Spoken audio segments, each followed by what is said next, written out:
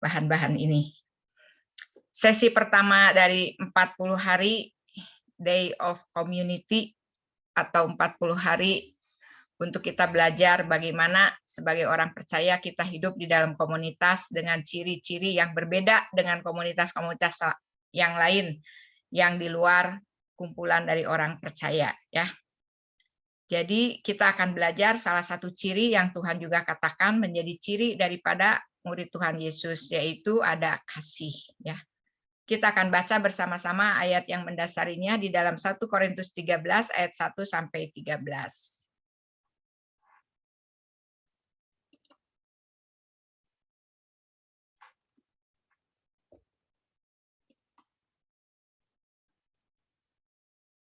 Saya minta tolong ya untuk Cigiokcu bacakan.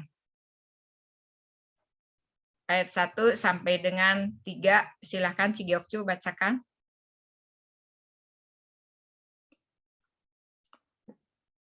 Satu Korintus 13 ayat 1 sampai 3. Di unmute dulu Cigiokcu. Ya. Sekalipun aku dapat berkata-kata dengan semua bahasa manusia dan bahasa malaikat, tetapi jika aku tidak mempunyai kasih, aku sama dengan gong yang berkumandang dan canang yang bergemerincing.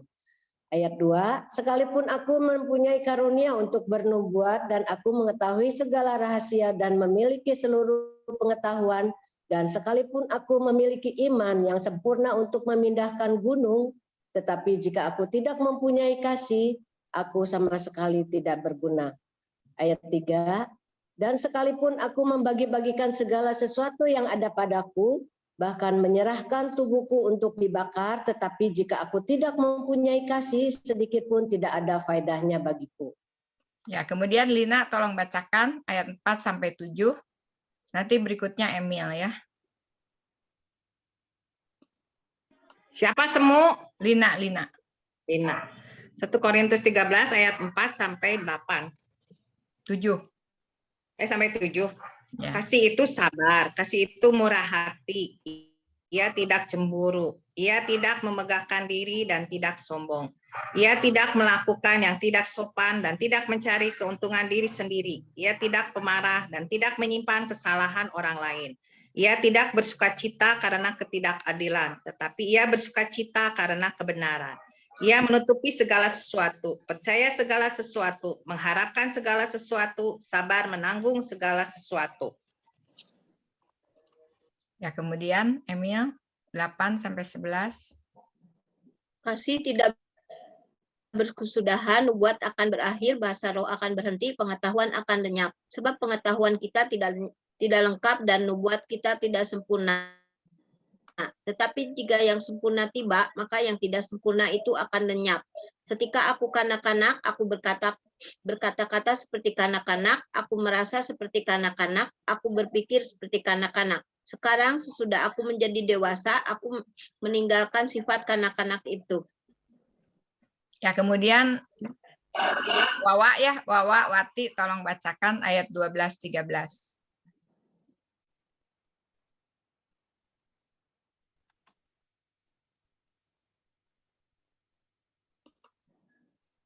Wawa tolong bacakan.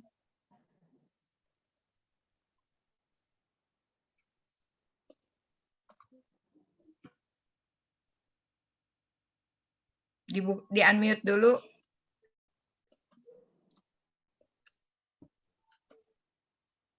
Ya.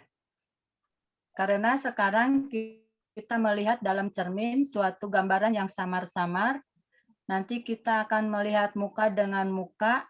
Sekarang aku harus mengenal dengan tidak sempurna, tetapi nanti aku akan mengenal dengan sempurna seperti aku sendiri dikenal. Demikianlah tinggal ketiga hal ini, yaitu iman, pengharapan, dan kasih. Dan yang paling besar diantaranya ialah kasih. Ya, ayat 1 Korintus 13 ayat 13 dengan jelas mengatakan ya, di antara iman, pengharapan, dan kasih yang akan tinggal dalam setiap hati dan pikiran orang percaya itu, yang terbesar diantaranya ialah kasih, ya. kita akan melihat terlebih dahulu tujuan dari 40 hari hidup di dalam komunitas ini ada 2 ya. Yang pertama, kita bisa memperdalam kasih di kalangan komunitas orang percaya atau gereja.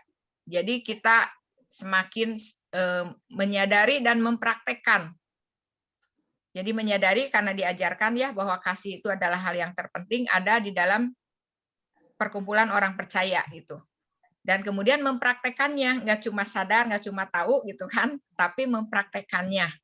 Dan itu pelajaran seumur hidup ya, untuk mempraktekkan kasih, bukan kasih sembarang kasih, tetapi kasih ilahi, lebih daripada kasih persaudaraan. Kasih persaudaraan aja kadang sulit ya untuk kita pelihara, apalagi sekarang kasih yang berkorban, kasih ilahi, kasih agape. Dan kemudian dengan kasih ilahi ini, dengan kasih agape ini, kasih yang tidak mementingkan diri ini ya, kita ingin menjangkau komunitas di sekitar gereja.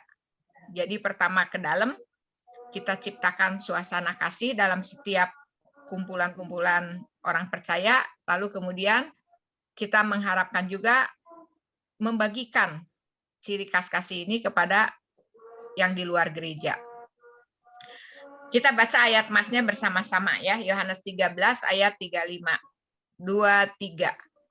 Dengan demikian semua orang akan tahu bahwa kamu adalah murid-muridku. Kamu adalah murid-muridku. Yaitu jikalau kamu saling mengasihi. Kamu saling mengasihi. Ya, ini dengan jelas perkataan Tuhan Yesus sendiri ya, sehingga hurufnya huruf merah.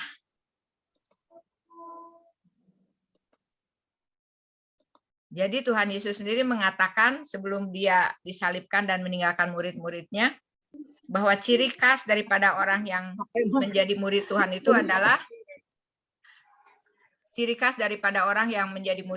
adalah dia akan tahu, dunia akan tahu, yaitu punya kasih yang berbeda dengan kasih yang ada di dalam dunia ya. Nah, ada 5 perkataan yang cukup radikal disebutnya ya, artinya cukup keras untuk kita ingat mengenai pernyataan-pernyataan mengenai kasih yang dituliskan di dalam 1 Korintus 13 ayat 1 sampai dengan 3 yang tadi kita baca ya. 5 hal pernyataan itu adalah yang pertama, kalau kita tidak punya kasih gitu ya, jika saya tidak hidup dalam kasih, maka yang pertama itu kata-kata saya tidak ada artinya. Jadi meskipun kita pandai berkhotbah, pandai pidato, pandai bicara, pandai dalam pergaulan gitu ya, tapi kita tidak berkata-kata dengan kasih, itu enggak ada gunanya ya. Jadi kasih itu juga bisa terpancar lewat kata-kata. Mungkin kita juga akan melihat ya, kalau orang berkata-kata menyakiti hati orang, kemudian merendahkan harga diri orang, apalagi mencaci maki, itu udah jelas ya kata-kata yang akan membuat luka hati orang gitu ya. Kata-kata yang jelas tanpa kasih. Nah, jadi kalau kita berkata-kata tapi tidak ada kasih dalam kita, meskipun mungkin kata-kata kita bagus, indah, puitis gitu kan, membangunkan orang, tapi kita lakukan tanpa kasih, itu enggak ada artinya katanya ya. Lalu yang kedua, kalau tidak ada kasih hidup kita, meskipun kita sarjana S1, S2, S3, ahli filsuf dan lain sebagainya gitu ya, yang pengetahuannya berlimpah, itu juga tidak ada artinya. Jadi pengetahuan tanpa kasih juga tidak berguna. Kita tahu ya, hidup kita ini di zaman informasi dan teknologi yang canggih. Kita bersyukur ya, kita hidup mengalami zaman yang begitu luar biasa. Teknologi dan pengetahuan manusia itu menjelang akhir zaman itu udah hampir dikatakan sempurna gitu ya. Udah hampir sempurna untuk mengolah bumi, dan semua hukum-hukum alam ciptaan Tuhan itu banyak ditemukan, sehingga kita bisa lihat teknologi membuat kemudahan-kemudahan untuk kita hidup. Nah, tetapi itu semua kalau tidak dilakukan dengan kasih, tidak ada artinya. Lalu yang ketiga, iman saya juga tidak ada artinya. Kalau kita mengaku sebagai orang percaya, rajin dengan apa yang kita percayai gitu kan, tapi nggak ada kasih dalam hidup kita, nggak ada artinya. Lalu yang keempat, pemberian saya juga tidak ada artinya. Jadi sekalipun kita dikatakan memberikan nyawa kita, tapi kalau kita memberikannya tanpa kasih, itu juga nggak ada artinya. Ya, apa yang kita berikan, apa yang kita persembahkan. Sekarang ini musim ya giveaway, artis-artis itu menyumbang dan lain sebagainya. Tapi pemberian-pemberian itu dilakukan juga ada motivasi cari untung ya untuk menjadi YouTuber yang terkenal, kemudian tontonan acaranya jadi laris gitu ya. Jadi apa yang didapat lebih daripada yang diberi. Jadi kalau misalnya pemberian kita ada motivasi-motivasi lain, mencari untung dan lain sebagainya gitu, itu pun nggak ada artinya ya. Lalu prestasi kesuksesan. Kalau kita hidup tanpa kasih, kita punya segudang prestasi, sukses, banyak piala, banyak gelar, itu juga tidak ada artinya. Itu pernyataan yang radikal tentang kalau kita hidup tanpa kasih ya. 0-0, seperti gong yang gemerincing bunyinya aja gitu ya. Tapi nggak ada sesuatu yang akan kita bawa di dalam kekekalan. Karena yang bisa masuk dalam kekekalan itu cuma kasih. Semua yang lain akan kita tinggalkan, prestasi, gelar, kekayaan kita, kemampuan kita, itu semua akan kita tinggalkan pada waktu kita meninggalkan kehidupan yang fana di dalam dunia ini. Hanya kasih yang akan masuk di dalam, mengalir di dalam kekekalan gitu ya. Nah, karena kita tahu kita perlu hidup dalam kasih, karena itulah yang memberikan makna arti dari hidup manusia gitu ya. Sekarang kita mengenal apa itu kasih menurut pengajaran Sang Pencipta ya. Allah sendiri yang menciptakan manusia di dalam kasih. Dan Allah juga sudah membuktikan, memberi contoh teladan kasih ilahi itu seperti apa. Kasih yang sudah dijalani Yesus sepanjang hidupnya di bumi 3,5 tahun. Yohanes 13 ayat 34 dikatakan yang pertama kasih adalah sebuah perintah. Berarti kita harus taat belajar meskipun kedagingan kita, sifat kita yang secara alami itu kodratnya sudah jatuh dalam dosa ya. Pasti kita semua egois, mementingkan diri. Sedangkan kasih daripada yang diinginkan oleh Alkitab itu adalah kasih seperti kasih Allah, kasih ilahi, kasih yang berkorban, kasih yang tidak mementingkan diri, ya, kasih yang menanggung beban orang lain. Itu yang diperintahkan Allah. Kemudian yang kedua, kasih adalah sebuah pilihan. Sehingga di dalam 1 Korintus 14 ayat 1 dikatakan kejarlah gitu ya, sama dengan karunia-karunia lain banyak diberikan oleh Roh Kudus. Lalu Tuhan memberi perintah kejarlah karunia-karunia yang paling utama, dan kasih termasuk salah satu yang harus dipilih untuk dikejar. Artinya kita perlu latihan untuk mempraktekkan kasih ilahi.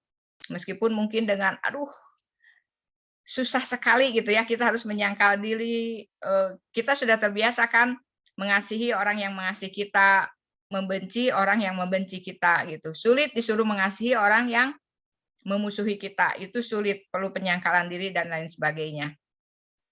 Lalu kasih adalah sebuah tindakan, ya 1 Yohanes 3 ayat 18. Jadi kasih enggak hanya di mulut, tapi kasih harus di perbuatan, di action gitu ya, dilakukan. Ada buktinya gitu bahwa kita mengasihi orang enggak hanya di mulut, enggak hanya di hati, tapi ada buktinya. Kita memberikan waktu ya, kalau nggak harus selalu dalam bentuk uang atau materi, meskipun orang sekarang kebanyakannya membutuhkan itu gitu ya.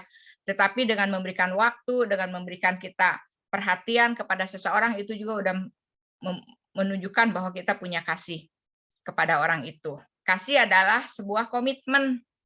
Jadi kita harus mempunyai tekad gitu ya. Kita harus mempunyai satu disiplin untuk sebagai murid Tuhan, saya mau latihan untuk mempraktekkan kasih meskipun itu tidak mudah. Ya. Nah, jadi dalam sesi-sesi berikutnya itu kita akan belajar kasih ya. Jadi komit kita itu seperti kelompok kecil menjadi laboratoriumnya kasih. Kita mulai dengan pikom kita ya. Jadi kita memulai dengan kelompok-kelompok kecil ini menjadi laboratorium untuk kita latihan kasih. Dikatakan bahwa kasih itu ibarat berlian, punya banyak sisi, punya banyak segi gitu ya. Kalau makin kita asah, kilauannya akan makin indah. Demikian juga kasih punya banyak sisi, punya banyak aspek yang perlu kita asah dalam diri kita ya. Dalam diri kita itu banyak sekali hal-hal yang menghambat untuk kita memancarkan terang kasih ilahi. Nah, lewat 40 hari ini kita akan asah supaya sisi-sisi yang menghambat itu diperbaiki, diperbaharui oleh firman Tuhan. Nah, ini minimal yang akan kita sharingkan hari ini. 2 hal, yang pertama itu dari 5 pernyataan jika hidup tanpa kasih yang tadi ya, yang paling berkesan bagi Anda itu yang mana? Kemudian mengapa? Lalu yang kedua, 1 Korintus 14 ayat 1 mengatakan kejarlah kehidupan kasih seolah hidupmu bergantung padanya karena kasih itu abadi. Kita juga akan sharingkan pengalaman-pengalaman kita di dalam kita melatih diri kita untuk mengasihi orang. Lalu ada tambahan lagi, jurnal harian yang kita baca ya, yang melatih kita untuk mengasihi hal di hari keberapa yang sangat berkesan dan mengingatkan kita untuk kita mempraktekkan kasih ilahi dalam komunitas kita.